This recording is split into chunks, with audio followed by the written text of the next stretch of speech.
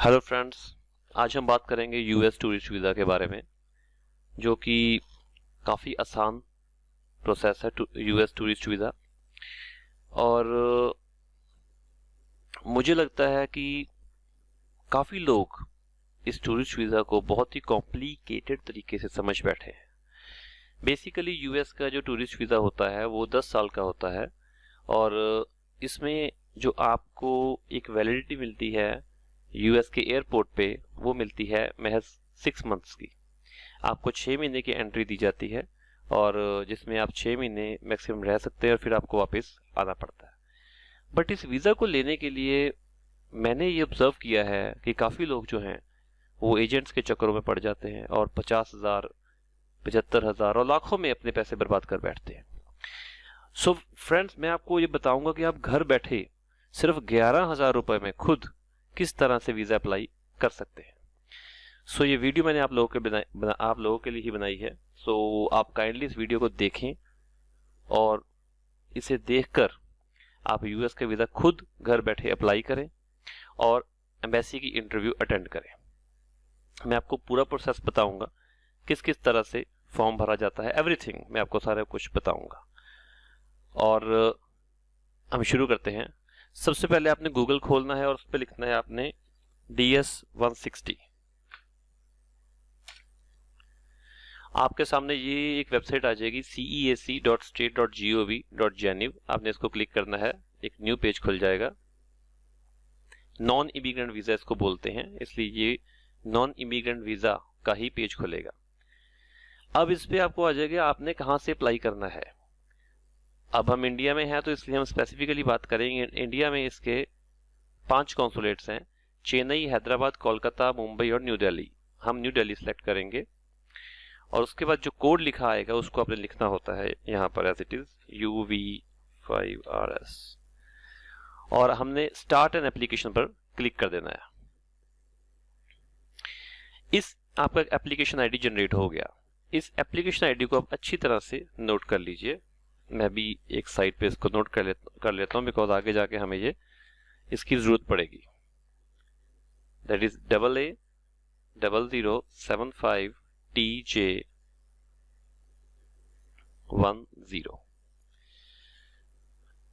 और नीचे security question है, what is the given name of your mother's mother. ये काफी सिक्योरिटी क्वेश्चन आप देख रहे हैं, लेकिन इस सिक्योरिटी क्वेश्चन में आप उस क्वेश्चन को सिलेक्ट कीजिए जो आपको याद रहे, बिकॉज नेक्स्ट टाइम जब भी इसको लॉग इन करेंगे तो ये सिक्योरिटी क्वेश्चन आपसे पूछेगा और उसका जवाब आपको पता होना चाहिए। अदरवाइज आपका जो एप्लीकेशन आईडी है वो ब्लॉक हो जाएगा, आप उसको नहीं यूज कर पाएंगे। सो हम सिलेक्ट करते हैं इन व्हाट सिटी और town was your first job. तो आपको जो इसका जवाब है जो याद रहेगा आप वो यहाँ पे सिलेक्ट करें। जलंधर मैंने लिख दिया है, कंटिन्यू कर दिया है, ठीक है जी। और ये हमारा फॉर्म शुरू हो गया है। ये सबसे पहला पेज है, पर्सनल इंफॉर्मेशन। अब एक बात आप ध्यान में रखिए कि पर्सनल इंफॉर्मेशन का जो पेज है वो बहुत ही ध्यान से आपको भरना है। अपना पासपोर्ट आपने खोल लेना है और जो पासपोर्ट में लिखा है वो हम लिखेंगे, लाइक गिवन नेम और सरनेम। काफी लोग इसमें कंफ्यूज हो जाते हैं, तो मैं यहाँ एक आपको बात क्लियर कर देना चाहता हूँ। अगर आपके पासपोर्ट के ऊपर सरनेम में आपका सरनेम लिखा हुआ है तो उसको आप यहाँ पे सरनेम पे लिख दीजिए, और अगर गिवन नेम पे जो गिवन नेम लिखा है आप उसको गिवन नेम में लिख दीजिए, जो कि बहुत ही आसान है। प्रॉब्लम कहाँ आती है कि इंडिया में बहुत से लोग हैं जिनका सरनेम खाली होता है और गिवन नेम पे नाम लिखा होता है, तो वो यहाँ पे बड़ा कंफ्यूज हो जाते हैं कि यार यहाँ क्या करना है। तो मैं आपको बताता हूँ यहाँ पे क्या करना है। अगर किसी के पासपोर्ट पे गिवन नेम लिखा हुआ है और सरनेम नहीं लिखा है, तो आपने फॉर्म में जो सरनेम लिखा है, जो आपके पासपोर्ट पे गिवन नेम लिखा है, वही यहाँ पर लिखा जाएगा। जैसे कि आपके पासपोर्ट पे गिवन नेम लिखा है अरुण कुमार और उसका सरनेम खाली लिखा गया है और गिवन नेम पे लिखा गया अरुण कुमार, तो आप अरुण कुमार यहाँ लिखेंगे सरनेम में, और गिवन नेम पे आप लिखेंगे FNU। इसका मतलब होता है फर्स्ट नेम अननोन। और जिन लोगों के पासपोर्ट पे सरनेम लिखा हुआ है वो यहाँ पे सरनेम ही लिखेंगे जो उनके पासपोर्ट पे लिखा गया है, और जो गिवन नेम है वो गिवन नेम लिखेंगे। ये सिर्फ मैं आपको फंडा बता रहा हूँ, जिन लोगों का सरनेम नहीं लिखा होता पासपोर्ट पर वो लोग ये प्रोसीजर इस तरह फॉलो करेंगे। आगे आ जाइए, full name in native alphabet does not apply. Have you ever use other name, क्या आपको किसी और नाम से भी बुलाया जाता है? अगर हाँ तो यस, अगर नहीं तो नो। आपको कोई टेली कोड के हिसाब से भी आपको बनाया जाता है, वैसे इस टेली कोड के हिसाब से किसी को नहीं बुलाया जाता, तो आप इसको नो ही दबाएंगे। और उसके बाद में अपने बारे में आपको बताना होगा। Sex mail. आपका मैरिटल स्टेटस क्या है? अगर सिंगल हो तो सिंगल, अगर मैरिड हो तो मैरिड। उसके बाद में आएगा आपका date and place of birth. ये आप अपने पासपोर्ट से ही देखकर बताएंगे। डेट ऑफ बर्थ आपका, हम एग्जांपल ले लेते हैं। इस फॉर्म में मैं जो भी लिख रहा हूं वो मैं सिर्फ एक एग्जांपल ले रहा हूं, आप मेरे फॉर्म को कॉपी मत कीजिए, आप मेरे फॉर्म के कंटेंट को कॉपी मत कीजिए, आपका जो पासपोर्ट पे लिखा होगा वो लिखिए, ठीक है। डेट 3 जनवरी 1986, ये मैंने एग्जांपल ली है, पर आप जो अपने पासपोर्ट पे है वही लिखना। जो आपके पासपोर्ट पे सिटी लिखा होएगा, जो आपका प्लेस ऑफ बर्थ होएगा, आप उसको लिखिएगा। एंड आफ्टर दैट स्टेट, जो आपकी स्टेट है, एंड रीजन, जो आपका रीजन है, आप जहां से अप्लाई कर रहे हैं, जहां आपका प्लेस ऑफ बर्थ है, ठीक है जी, ये आप ध्यान रखिए। तो ये सारी जो इंफॉर्मेशन आपके पासपोर्ट से ही मिलाई जाएगी। उसके बाद आपने यहाँ नेक्स्ट लिखा है पर्सनल 2, आपने यहाँ पे क्लिक करना है। अब एक नेक्स्ट पेज आ जाएगा पर्सनल इंफॉर्मेशन का। यहाँ पे पूछा जाएगा आपकी नेशनैलिटी कौन सी है, आपने इंडियन क्लिक करनी है जी।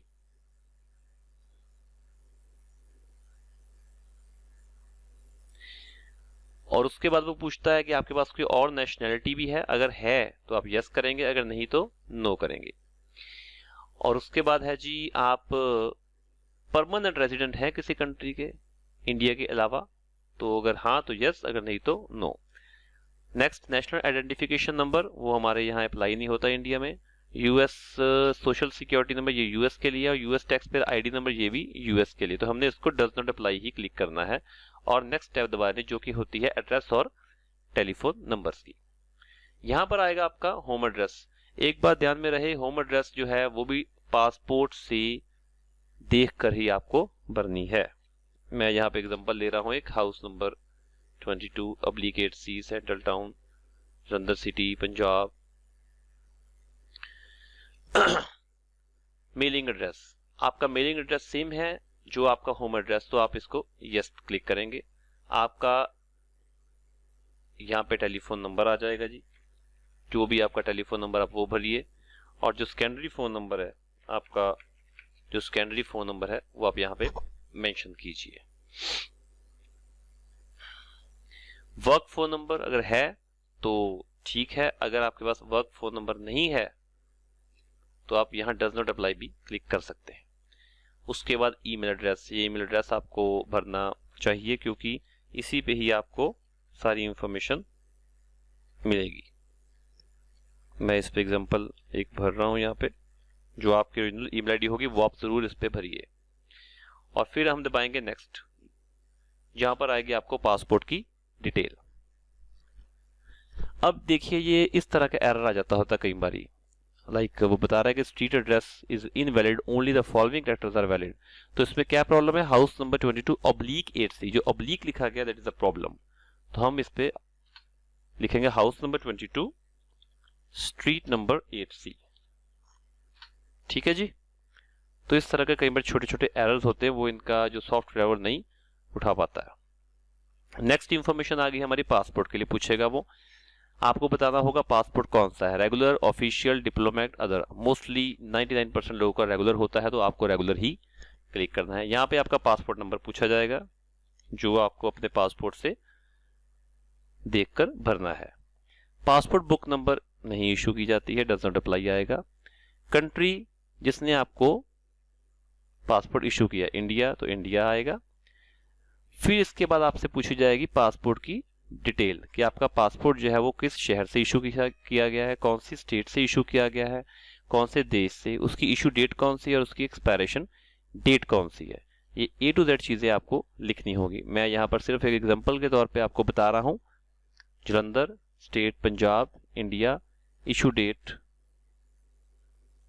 30th January 2014 to 18 December 2024।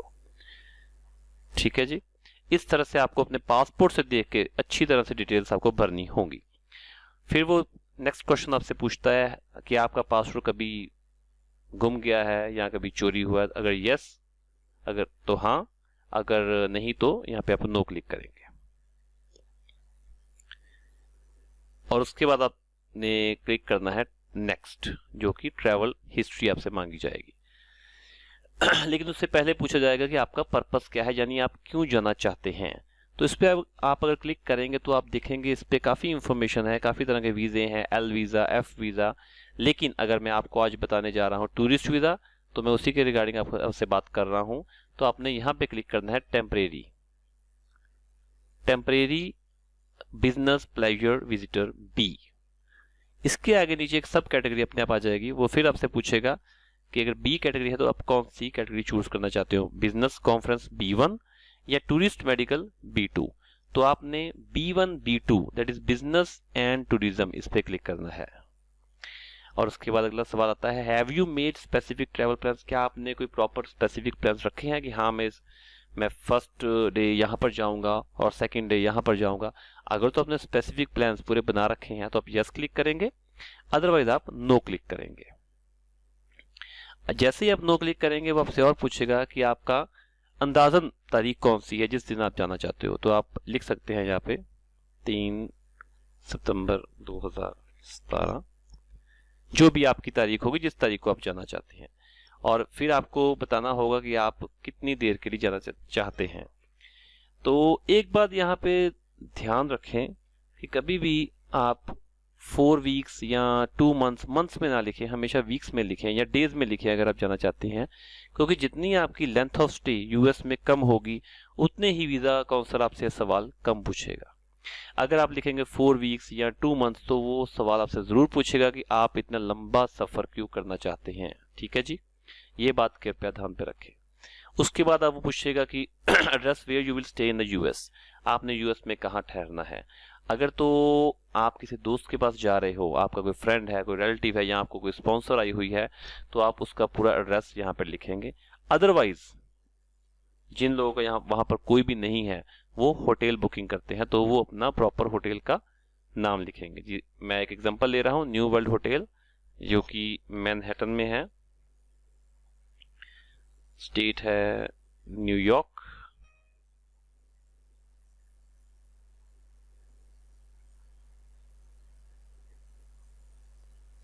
और जिप कोड अगर आपको मालूम है तो ठीक है, नहीं तो आप इसको छोड़ सकते हैं।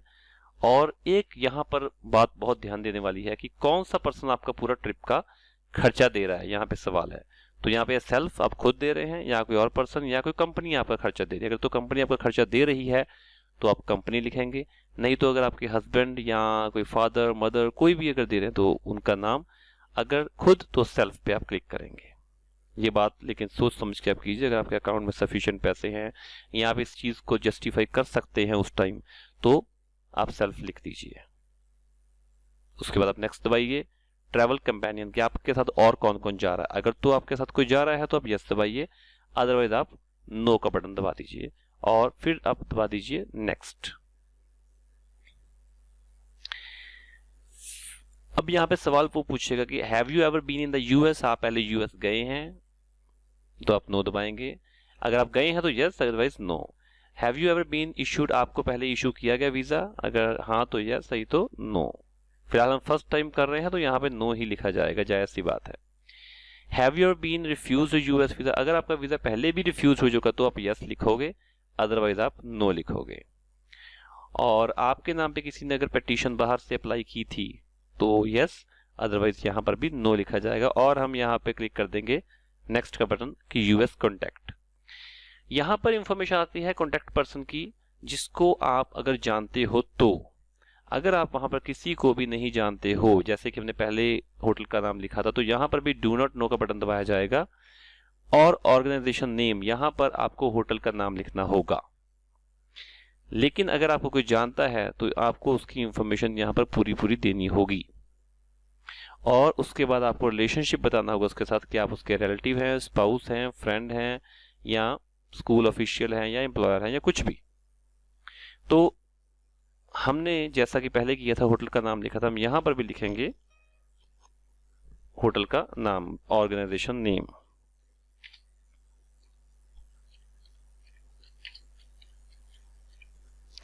ठीक है जी। और उसके बाद हम रिलेशनशिप टू यू के कॉलम पे हम क्या लिखेंगे, relative, spouse, friend, business associate, employer, school official, तो हम अदर लिखेंगे। उसके बाद वो पूछेगा address and phone number of point of contact. तो यहाँ फिर हम दोबारा वही काम करेंगे जो हमने पहले किया था, न्यू वर्ल्ड होटल, उसका एड्रेस पूरा, state, zip code, phone number और ईमेल एड्रेस। अगर ईमेल एड्रेस है तो ठीक है, अदरवाइज डज नॉट अप्लाई, और फोन नंबर पे उनका प्रॉपर फोन दे दिया जाएगा। और ये करने के बाद हम नेक्स्ट दबाएंगे। अब यहाँ पर फिर प्रॉब्लम आ गई, वो कह रहा है कि ऑर्गेनाइजेशन नेम इज इनवैलिड। तो यहाँ पर कुछ प्रॉब्लम हुई है, वो क्या हुई है, ये देखिए, हमने एक इसका साइन लगा दिया था, तो इसको हटाना पड़ेगा। ठीक है, और फिर हम नेक्स्ट दबाएंगे। DS 160 काफी आसान फॉर्म है, तो आप घर बैठे आराम से इसके फिलअप कर सकते हैं। तो थोड़ी सी अवेयरनेस की बात है बस। अब यहाँ पे आ जाता है father's full name and date of birth. अब यहाँ पर आपने जो भी डिटेल्स भरनी है पासपोर्ट से देखकर, फादर नेम, मैं यहाँ पे एग्जांपल लिख ले रहा हूं, आप जो भी नाम होएगा आपके फादर का, आप उससे देख के पासपोर्ट से ना वो आप भरेंगे। और उनका डेट ऑफ बर्थ जो उनका पासपोर्ट पे लिखा होगा वही डेट ऑफ बर्थ यहाँ पर लिखा जाएगा। Is your father in the US, अगर आपके पिताजी यूएस में है तो यस, अगर नहीं तो नो। ठीक इसी तरह मदर्स नेम, उनका सरनेम जो कि पासपोर्ट पे लिखा होगा, मैं यहाँ पे एक एग्जांपल लेके आपको बता रहा हूं, और उनका भी डेट ऑफ बर्थ आएगा यहाँ पर, वो भी आपको पासपोर्ट से ही देखकर भरना होगा। Is your mother in the US, next question है, तो अगर आपकी मम्मी यूएस में है तो यस, अगर नहीं तो नो। इसके बाद एक और सवाल है, do you have any immediate relatives not including parents, आपके पेरेंट्स को छोड़कर आपके कोई ताया जी, चाचा जी, मामा जी जो यूएस में हो, अगर हैं तो यस, अगर नहीं तो आप नो का बटन दबाएंगे। Do you have any other relative in the US, आपके कोई और रिश्तेदार हैं यूएस में, आपके स्पाउस को, सन, डॉटर, ब्रदर, सिस्टर को छोड़ के आपके दूर के रिश्तेदार अगर हैं तो यस, अदरवाइज नो का बटन आप दबाएंगे। और उसके बाद आप नेक्स्ट बटन दबा दीजिए। अब यहाँ पर वो पूछेगा स्पाउस डिटेल। ये स्पाउस इंफॉर्मेशन इसलिए यहाँ वो पूछ रहा है बिकॉज हमने फॉर्म के पहले पेज पे लिखा था मैरिड का बटन। अगर आप मैरिड का बटन दबाएंगे तो आप उनको आपकी स्पाउस की जो फुल इंफॉर्मेशन वो चाहिए ही होगी, और आपको यहाँ पे बिल्कुल सच्चाई ही लिखनी होगी जो सच में है। यहाँ पे कुछ भी गलत इंफॉर्मेशन नहीं जानी चाहिए। अब स्पाउस सरनेम, अब जो मैं अब यहाँ पे आपको एग्जांपल दे रहा हूँ एक, ठीक है जी। अब आपने उनका पासपोर्ट, अपने स्पाउस के पासपोर्ट से देखकर उनका जो प्रॉपर नेम है वही यहाँ पे लिखना होगा।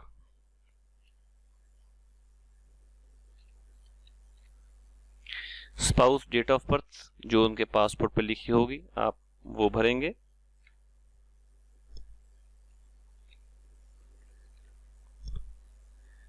स्पाउस कंट्री ऑफ नेशनैलिटी, उनका जो पासपोर्ट है वो कौन से कंट्री का है, आपको वो नेशनैलिटी देखकर यहाँ पे लिखनी होगी। स्पाउस प्लेस ऑफ बर्थ, उनका प्लेस ऑफ बर्थ कहाँ पर है वो लिखना होगा पासपोर्ट से देखकर। उनका कंट्री कौन सा है ये भी पासपोर्ट से देखकर। एवरी इंफॉर्मेशन जो है वो आपको पासपोर्ट से ही देखकर भरनी है। स्पाउस एड्रेस जो सेम एज होम एड्रेस है या मेलिंग एड्रेस जो भी आपने भरा था वो आपको भरना पड़ेगा। आफ्टर दैट हमने यहाँ पे क्लिक कर देना नेक्स्ट पे। अब वो आपका पूछेगा प्राइमरी ऑक्यूपेशन, आप कौन से ऑक्यूपेशन से ताल्लुकात रखते हैं। Agriculture, artist, performer, business, communication, home maker, सब कुछ है यहाँ पे। लेकिन अगर इनमें से आपको कोई भी नहीं मिलता है तो आप इस पे अदर्स पे क्लिक कर सकते हैं। तो फिलहाल मैं एक एग्जांपल लेके चलता हूँ। Artist, performer, business, communication, computer science, education में टीचर्स आ जाएंगे, इंजीनियरिंग में इंजीनियरिंग वाले आ जाएंगे, गवर्नमेंट में यहाँ पे क्लिक कर देता हूँ तो वो पूछेगा आपसे प्रेजेंट एम्प्लॉयर। तो ये बात यहाँ पे खास आप ध्यान रखिए कि जो ये वाली चीज़ है प्राइमरी ऑक्यूपेशन और जो प्रेजेंट एम्प्लॉयर है ये मोस्ट प्रॉब्ली आपके सेम सेक्टर में मैच होने चाहिए। अगर आप यहाँ आर्टिस्ट या परफॉर्मर भरेंगे तो जाहिर सी बात है जो प्रेजेंट एम्प्लॉयर है वो भी ऑल इंडिया रेडियो, दूरदर्शन या कोई इस तरह का होना चाहिए जो इनके पास आर्टिस्ट की डिमांड होती है। हमने यहाँ पे गवर्नमेंट किया तो गवर्नमेंट एक बहुत बड़ा सेक्टर है, तो आपके एम्प्लॉयर कोई भी हो सकता है, कोई बिजली बोर्ड का महकमे वाला या कोई आप कह सकते हैं टीचर हो गया, गवर्नमेंट टीचर हो गया, कोई भी गवर्नमेंट ऑफिशियल हम लिख सकते हैं। तो प्राइमरी एम्प्लॉयर हम इस पे लिख सकते हैं ऑल इंडिया रेडियो। लेकिन ऑल इंडिया रेडियो यहाँ पर गवर्नमेंट सेक्टर में भी आ सकता है और आर्टिस्ट परफॉर्मर में भी आ सकता है, ठीक है। तो ये आपको इस तरह से बहुत ही बारीकी से देखना पड़ेगा आपको कि आपने यहाँ पे कौन सा ऑक्यूपेशन सिलेक्ट करना है ये। लेकिन जो फील्ड है जो प्राइमरी ऑक्यूपेशन का, ये आपको बड़े ही तरीके से फिलअप करना होगा। तो जो एम्प्लॉयर होगा उसका यहाँ एड्रेस आएगा, ठीक है। जैसे मैं आपको एग्जांपल देता हूँ, like plot number 102, city Jalandhar, state Punjab, postal code और यहाँ पर उनका फोन नंबर आ जाएगा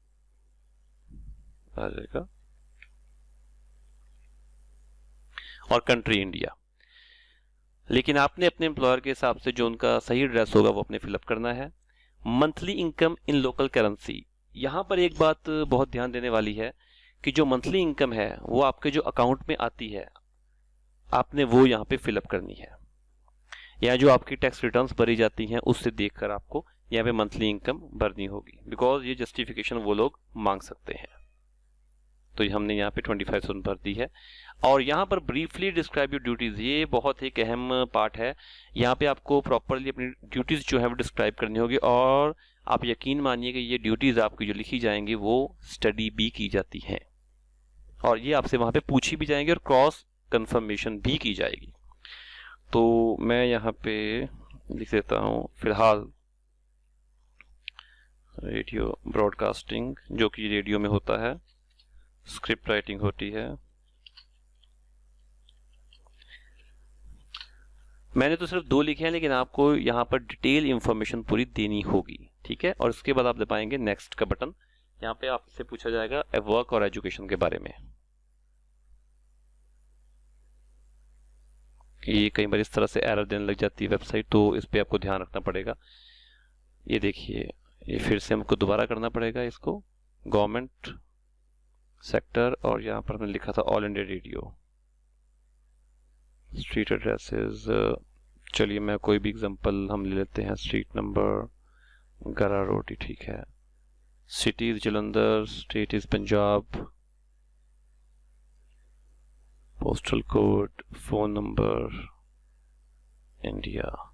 मंथली इनकम हमने भरी थी 25,000 और यहाँ पे हमने ड्यूटीज लिखी थी उनकी रेडियो ब्रॉडकास्टिंग और एटसेट्रा।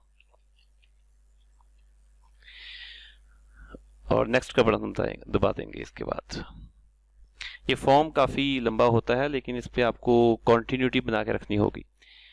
नेक्स्ट क्वेश्चन है, आप वर यू प्रीवियसली एम्प्लॉयड, क्या आप पहले भी एम्प्लॉयड हैं 5 साल से पहले? बिकॉज ये ऊपर आप नोट पढ़ सकते हैं, इस पे लिखा हुआ है कि आपको जो पिछले 5 साल की इंफॉर्मेशन है वो देनी होती है।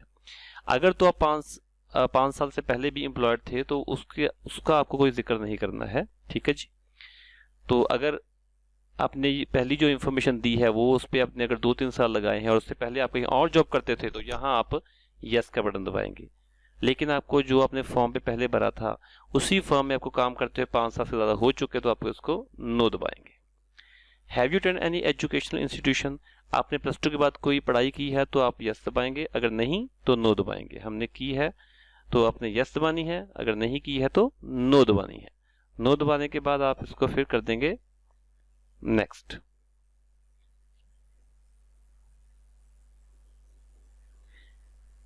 वो फिर आपसे पूछेगा नेक्स्ट क्वेश्चन कि do you belong to a clan और ट्राइब। अब आप किसी कबीले से ताल्लुकात रखते हैं तो आप लिखेंगे नो। लैंग्वेज, अब आपको यहाँ पे कौन कौन सी लैंग्वेजेस आती हैं वो आप सारी लैंग्वेजेस यहाँ पे लिखेंगे। इंग्लिश मैंने सिर्फ एक लिखी है, आप ऐड अनदर करके हिंदी, पंजाबी, तमिल, जो भी आप लिखना चाहते हैं वो लिख सकते हैं जो आपको आती हैं। इसके बाद के पॉइंट्स बड़े ध्यान से दिखने वाले हैं। इस पे लिखा है have you travel to any country. अगर आप किसी कंट्री में पिछले 5 साल में घूमने गए हो तो आप यस लिखोगे, अदरवाइज आप नो लिखोगे। उसके बाद वो पूछ रहा है, नेक्स्ट क्वेश्चन है have you belong to any professional, social और चैरिटेबल ऑर्गेनाइजेशन। ये बहुत ही इंपॉर्टेंट सवाल है और इसका जवाब आपको जरूर देना होगा। इस पे पूछा जाता है कि आप किसी प्रोफेशनल, कोई सोशल या कोई चैरिटेबल ऑर्गेनाइजेशन के साथ ताल्लुकात रखते हैं तो आप यस करके यहाँ पे कोई ना कोई चैरिटेबल ऑर्गेनाइजेशन का नाम या किसी सोशल ऑर्गेनाइजेशन का नाम या किसी प्रोफेशनल ऑर्गेनाइजेशन का नाम जरूर लिखें, क्योंकि इससे अब शो होता है कि आप अपने कंट्री में आपके टाइज जो हैं वो काफी मजबूत है। उसके बाद एक सवाल है do you have any special skill. आपके पास कोई बायोलॉजिकल, केमिकल, एक्सप्लोजिव या न्यूक्लियर के स्किल्स हैं। अगर हैं तो यस, अदरवाइज नो लिखिए। आपने मिलिट्री में काम किया है, अगला सवाल, तो आप यस लिखे किया है, अगर नहीं तो नो। और लास्ट में है have you ever served a member of like rebel group, paramilitary group, guerrilla group. अगर किया है आपने उनमें काम तो यस, अदरवाइज आप नो का बटन दबा के नेक्स्ट दबा दीजिए। अब ये पेज शुरू हो जाते हैं सिक्योरिटी एंड बैकग्राउंड के, जिसमें हर एक पॉइंट पे आपको most probably no no no का ही बटन दबाना है, बिकॉज इसमें पूछा जाता है आप कहीं स्मगलिंग तो नहीं करते, आप कहीं जो कहते हैं ह्यूमन ट्रैफिकिंग तो नहीं करते हैं, आप जो है किसी केस में अरेस्ट तो नहीं किए गए हैं। तो मतलब कि इस तरह के छोटे छोटे सवाल आपसे पूछे जाते हैं जो आपको नो का जवाब ही देना होता है ऑलमोस्ट। ये देखिए ये सारे सवाल हैं, लेकिन आपको एक बार स्टडी जरूर करनी है, इनको आप आराम से पढ़ें, पढ़ने के बाद आप इनको लिखें कि यस या नो। इस पे मोस्ट प्रोबेबली यही पूछा जाएगा कि आप किसी टेररिस्ट एक्टिविटी में तो नहीं है, आपने कभी किसी को टॉर्चर तो नहीं किया है, तो हमने मोस्ट प्रोबेबली इनको नो ही करना है। इस पे एक ये देखिए एक रह गया था तो इस पे उन्होंने मार्क कर दिया। फिर आपने दबाना है नेक्स्ट और फिर हमने आप नो दबा के और फिर हमने नेक्स्ट करना। ये लास्ट क्वेश्चन है इनका। कभी आप यूएस, आउटसाइड आप यूएस गए हैं, have you ever withheld custody of a US citizen child outside the US from a person granted legal custody of the US court। आपने नो दबाना है। आपने वायलेशन की है यूएस लॉ की, नो। हर एक चीज पे आपको नो दबाएंगे। और उसके बाद ये रिव्यू का सेक्शन आ गया है। इस रिव्यू के सेक्शन को बड़े ध्यान से आपने देखना है और इसका प्रिंट आउट आपने जरूर रखना है अपने लिए, क्योंकि DS-160 जब एक बार सबमिट हो जाता है तो उसमें हम एडिटिंग नहीं कर सकते हैं, ना ही हम इंफॉर्मेशन जो लिखी होती है वो दोबारा पढ़ सकते हैं। तो इसलिए आपको जो इंफॉर्मेशन अब आप रिव्यू करेंगे, इसका ये प्रिंट का बटन आप देख रहे हैं, आप इसको प्रिंट कर लेंगे और एक बार आप अच्छी तरह से जो अपने इंफॉर्मेशन लिखी है उसको पढ़ने के बाद यहाँ नेक्स्ट दबाइए और फिर इसको स्टडी करने के बाद फिर नेक्स्ट दबाइए और इसको स्टडी करने के बाद फिर नेक्स्ट दबाते रहिए।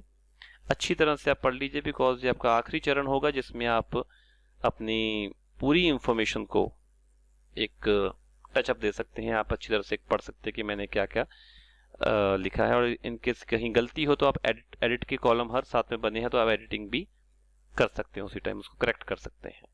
करंट लोकेशन न्यू दिल्ली का मतलब ये है कि हमने जो फर्स्ट टाइम चुनी थी दिल्ली की लोकेशन, हम क्या यहाँ पे हम इंटरव्यू चाहते हैं, एंड हमने फिर यहाँ नेक्स्ट का बटन दबाएंगे, यहाँ साइन एंड सबमिशन की रिपोर्ट आ जाएगी। ये देखिए, did anyone assist you in filling out this application, no, आपने खुद भरा है। यहाँ पर आपका पासपोर्ट नंबर लिखा जाएगा और यहाँ पर आपका एंटर ये जो कोड है इसको लिखा जाएगा और साइन एंड सबमिट एप्लीकेशन को हम दबा देंगे।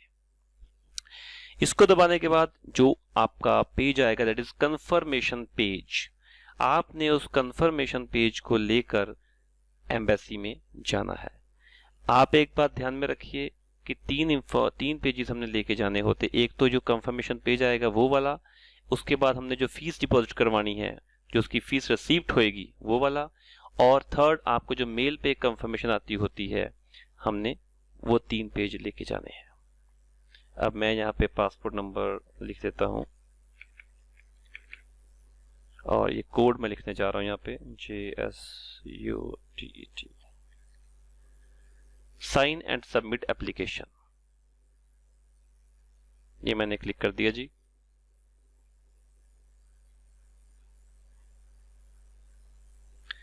लेकिन अब यहाँ पे जो वो कह रहा है कि the passport number enter doesn't match the passport number, because मैंने यहाँ पे गलत पासपोर्ट नंबर लिख दिया है और वो पासपोर्ट नंबर मुझे भी नहीं ये मालूम है, लेकिन कोई बात नहीं। आप अपना पासपोर्ट नंबर यहाँ पे लिखिए जो आपका करेक्ट पासपोर्ट नंबर है, और उसके बाद आपने आई थिंक ये पासपोर्ट नंबर वही वाला आ गया है, पीटी